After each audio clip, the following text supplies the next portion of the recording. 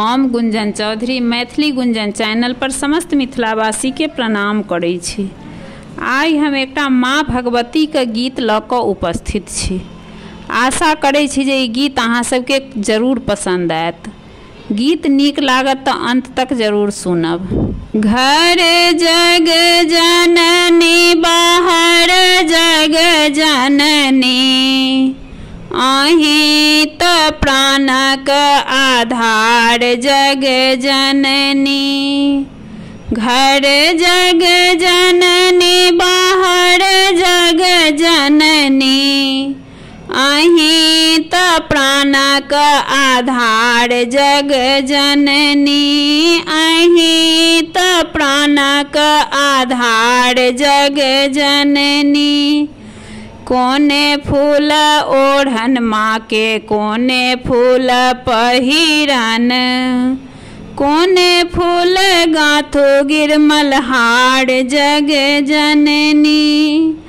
कोने फूल गाथो गिरमल हार जग जननी। अहीं त प्राणक आधार जग जननी।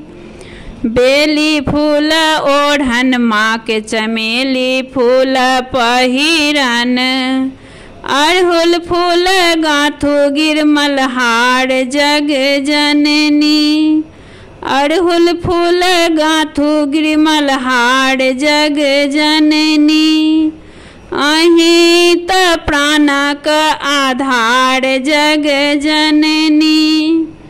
कल जोड़ी मिनती करै छी हम हे, मांगै छी कृपा तोहार जग जननी। कल जोड़ी मिनती करै छी हम हे, मांगै छी कृपा तोहार जग जननी। अन धन दिया माहे औरो गोदी पुत्र दिया, मांगी हम सीथक सोहाग जग जननी। अन धन दिया माहे औरो गोदी में पुत्र दिया, मांगी हम सीथक सोहाग जग जननी। अहीं त प्राणक आधार जग जननी। अहीं त प्राणक आधार जग जननी।